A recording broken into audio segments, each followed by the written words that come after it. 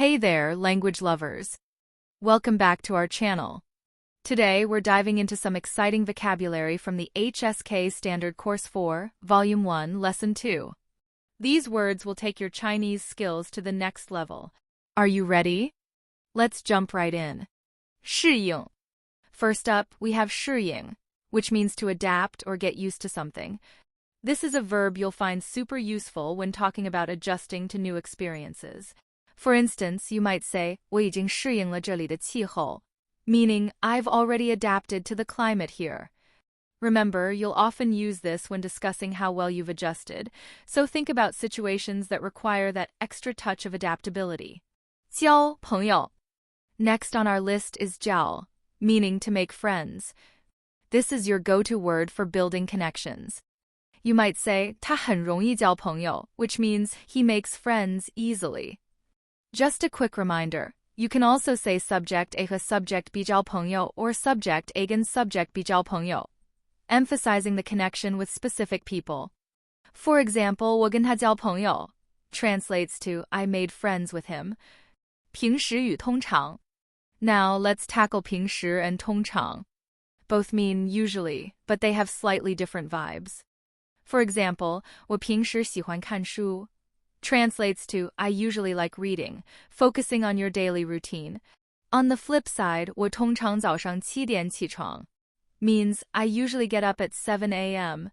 Keep in mind that 平时 emphasizes daily habits and is often used when comparing to specific or special occasions, while 通常 is more general, implying regularity or common practice.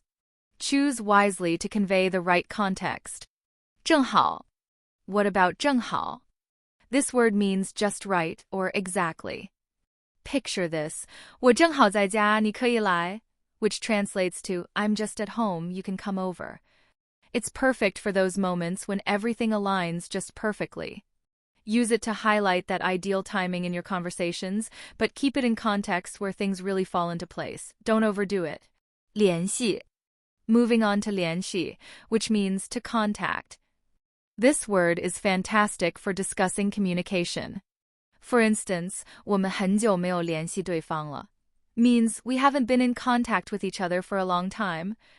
You can also say subject A 和 subject B 联系, like 我跟他保持联系, which means I keep in touch with him. 差不多. Next is 差不多, meaning almost or nearly. For example, 我们差不多高 means we are almost the same height. This one is handy when you're comparing things or talking about something that's nearly complete. Just a little tip. Make sure you're using it when similarities are clear. It's not meant for expressing significant differences. You could say, 他差不多做完了作业, meaning he has almost finished his homework. 专门. Let's chat about 专门, which means specially or specifically. Use this word to emphasize that you did something for a particular purpose. For example, 我专门为你做了这个蛋糕 translates to I made this cake especially for you. When you're expressing that you've gone the extra mile for someone or something, this is the perfect word to bring out your intent.